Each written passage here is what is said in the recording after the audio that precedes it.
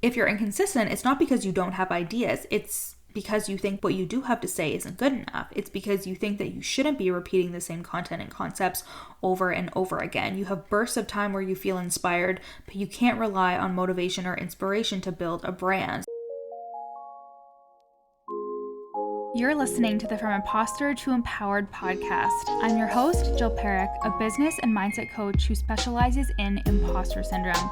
If you feel like you're not as smart, capable, or worthy as you actually are, and that someone is going to find you out, then you've come to the right place. I went from being a struggling government worker, working my coaching business on the side, but feeling unworthy and burnt out, to making multiple six figures helping women overcome imposter syndrome so they too can sign clients, make bank, and have the business or career of their dreams.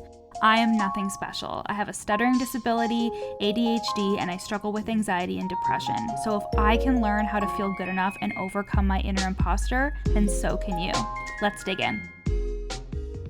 Hello, my loves. Welcome back to the From Imposter to Empowered podcast. I'm your host, Jill Perrick, and today we're talking about content. Well, actually, we're talking about imposter syndrome. Obviously, we're talking about imposter syndrome.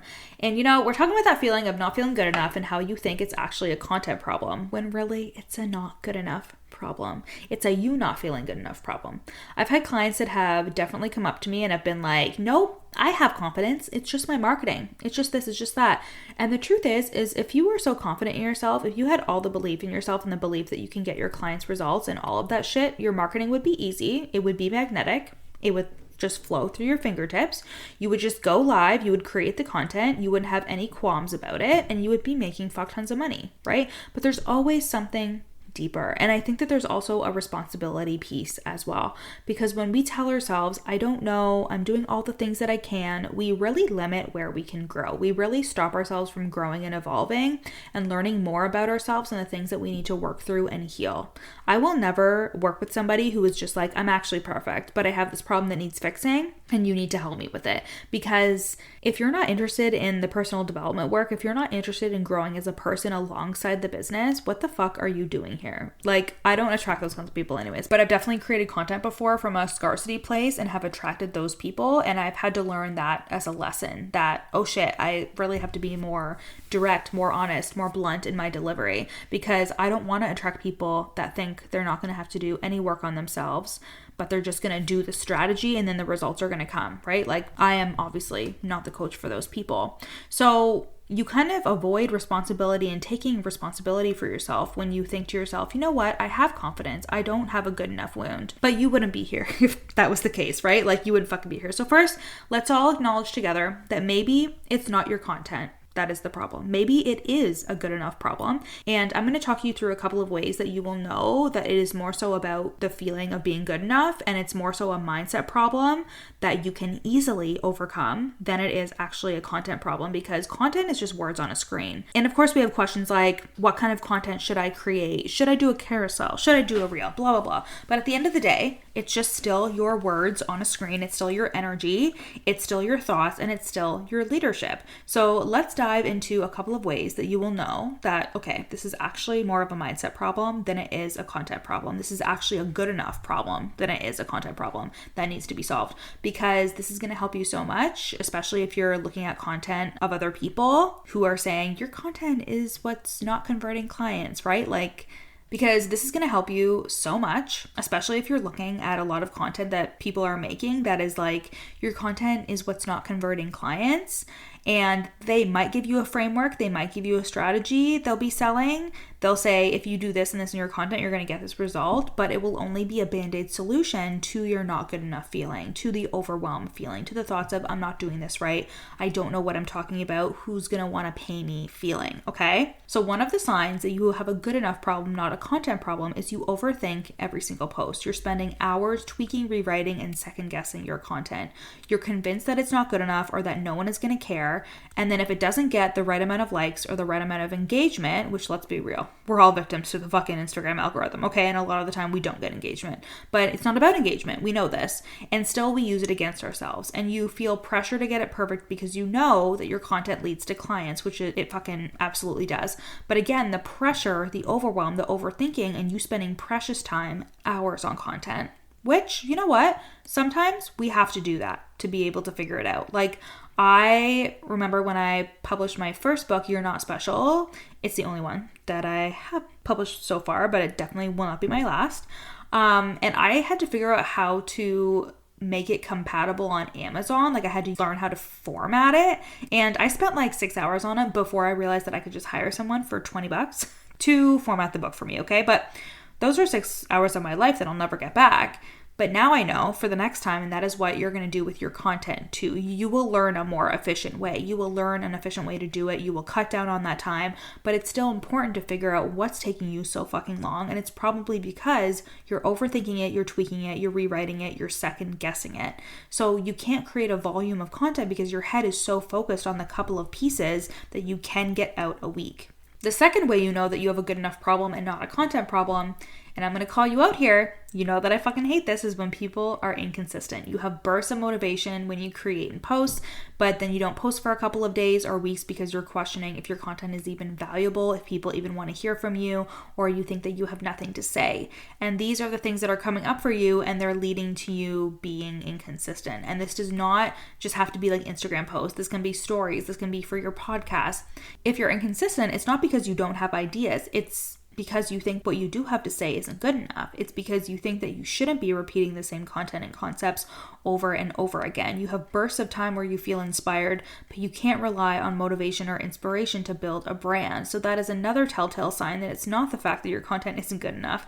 It's the fact that you don't feel good enough. And then lastly, the third telltale sign that your content problem is actually a good enough problem is you're watering yourself down, like you're winning a fucking wet t-shirt contest. Instead of saying what you really want to say, you're softening your opinions. You play it safe, you're ashamed to admit it, but you look at other people's content and try to subtly copy them because you don't think that your thoughts are good enough. And this will get you in such a bad cycle of shame and imposter syndrome because you know in the back of your brain, you would never admit this to anybody in the fucking world, but it's just you and me here, okay? This is a safe place. I've done it before too, right? So that's why I can speak from experience. Like I've had clients who have sheepishly said to me on calls, like, I looked at this coach's content and I was copying her. And I'm like, that's fucking okay. We need awareness of this. We need the awareness of it. You don't need to sit in shame about it, but it's only going to spiral you more into shame, make you feel more like a fraud, and make you feel more like an imposter because you're showing yourself time and time again that what you think and what you know and what you believe isn't good enough and that somebody else has the answers, right? Like that's what happens when you look at somebody else's content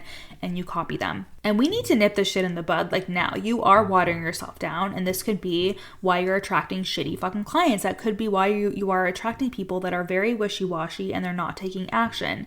And it's because you're wishy-washy. It's because you're softening yourself because you think it makes you more relatable. You think it makes you more likable, and you're fucking playing it safe. You don't need another content plan. And if you thought that you did, if you thought that it was just another strategy thing, you would be doing it, right? But the strategy doesn't replace the confidence. The strategy doesn't replace the things that need to be on your heart and on your soul and in your energetic frequency to be infused into your content. The framework or the how-to is important, but everything else is the mindset. Everything else is the how you are doing things, how you are showing up, how you are presenting your content. You don't need a better content plan. You just need to believe in the things that you're saying and to be embodied in them. We talked about this month, to be embodied in the things that you're saying and to say them with your whole fucking chest. And that's why when you look at somebody else's content and you regurgitate it, you're so hung up on the validation because you know this isn't really coming from me. I just hope it works. This is coming from somebody else. I just hope it works. And that is such leaky energy. And this is why people like fucking Mel Robbins, and guys, I don't know this lady. I'm sure she's lovely, but there is something about her that I'm just like, are we gonna ignore that she's just saying the most basic fucking shit possible? Like high-fiving yourself in the mirror, the let them theory. Like, what do you mean by let them? And that's just like a simple reframe. That is just a simple reframe. And yes, I know that there's been a lot of science and research behind it. Apparently, this research was plagiarized. I've seen some of that online. But regardless, it is still basic fucking information. And people are obsessed because she believes it with her full fucking chest. She says it with her full chest. She dives into it with her full chest. And she believes that it is transformational and valuable to her audience. The content here is not the problem, the way you see yourself is. If you don't trust your voice or your message or your ability to create results for your clients, of course content is going to fucking feel hard. You're going to overthink it. You're going to hold back. You'll convince yourself no one cares, when the truth is you're not putting in the effort to make them care. And you don't care about your fucking self. Your best client isn't looking for perfect content. They're looking for someone who knows their shit and knows that you can help them. Someone who stands in their power, owns what they believe, and speaks to the thoughts and feelings that they're having. So instead of asking yourself, what if no one likes this? Ask yourself instead, what if this post changes everything for someone? What if my words are exactly what they need to hear today? What if this is the day that the next person says yes? The difference between you and the coach that has everything that she wants is she shows up every day like her words and her work are valuable as fuck.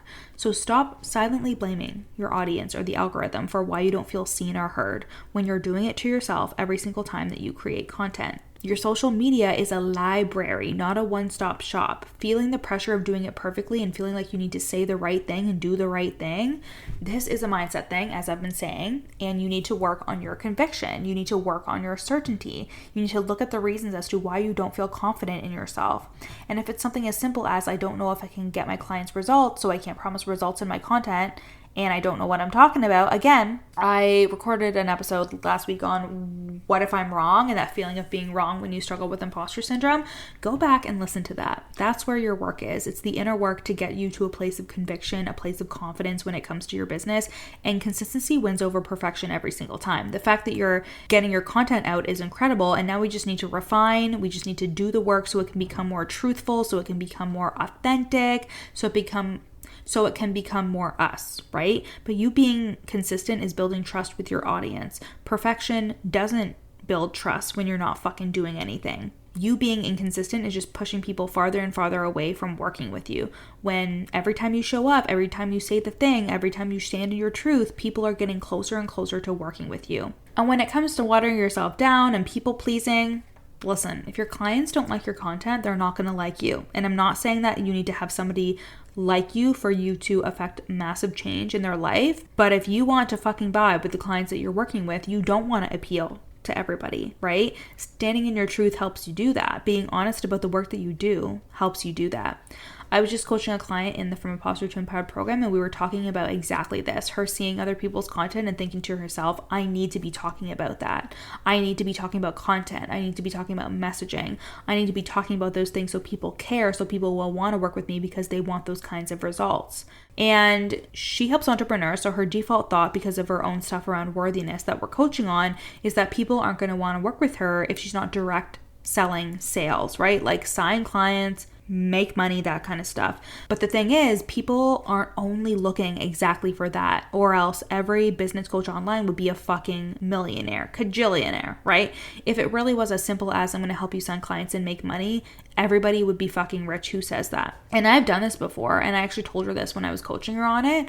I said, I have fallen into that trap, and it led to an income dip. It led to an income dip when I started to sell only make clients and sign clients. It just went straight strategy. I did end up having an income dip because it just wasn't authentic for me to sell only that, and I felt like a fraud, even though I had signed clients, even though I had made lots of money. But I moved away from the very messaging that made me the money in the first place, which is the mindset, which is the nervous system regulation, which is the things that people are thinking and feeling. Because whenever I signed somebody who just solely wanted to work with me to make money, they never got results, and they were a nightmare to fucking work with because they didn't want to do the work.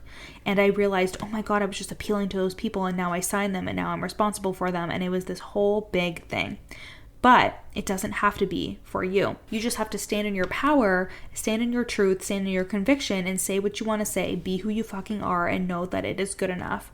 And that is when you can apply the framework. That is when you can use the content hooks. That is when you can do all of the things for your content and make it look pretty, do all that stuff, but nothing will replace your confidence. Nothing will replace you not feeling good enough. You have to do that work behind the scenes. Because no, you don't want to sign clients from somebody else's energy because you think I need to replicate them to make money. And you're going to continue to feel like a fraud even after you sign them. Again, I speak from experience, and I've coached so many people who have been on this shit before, and we need to stop it. We need to stop, and we need to start selling from a convicted and grounded place, from a place of I know what I'm fucking talking about and being fully embodied in that. And then of course we can use all the content things that will help us make the best content ever. Like inside of the From Imposter to Empowered program, we do monthly client parties where I give them 15 hooks that they can use inside of their content, right? But that's because we're working on their confidence. We're doing the mindset work. We're doing the subconscious work so they can show up fully in their truth. Nothing will replace your confidence. Nothing will replace how you feel about yourself as you're writing a post. That is where the work is, and that is the fucking work we do inside of the From Imposter to Empowered program. And this is my premium group container where you're going to overcome the imposter syndrome that's getting in your fucking way. You know the mindset blocks, you know the imposter syndrome, you know that feeling of not being good enough is starting to get in your way of all the things that you want, like more money, like signing clients, like 5K to 10K months, like creating content that is fully fucking embodied, like showing up as your full true self online and not feeling like you need to hide or play small. Your most expressed self deserves to come through, and that is what's going to help you build a big fucking brand and a big fucking business. And that is what's going to get you hundreds of thousands of dollars, is being fully and completely you and your business, sharing your magic and the transformation that you can help your clients get. And that starts with your self-worth. That starts with your belief in yourself.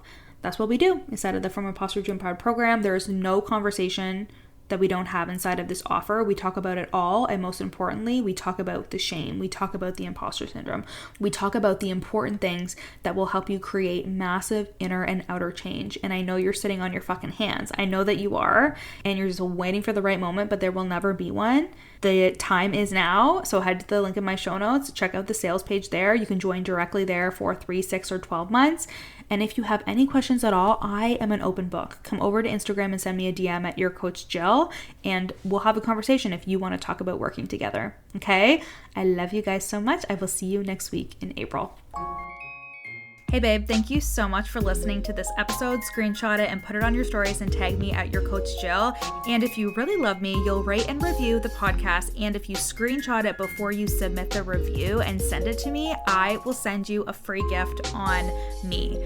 If you want to take this work deeper, come and work with me in the From Imposter to Empowered program or the Real Deal Mastermind. And finally, if you want just a snippet of my work to feel what it's like to be in my world, then you need to buy my best-selling book, You're Not Special, and you can get that on Amazon. I love you guys so much, and I'll see you next week.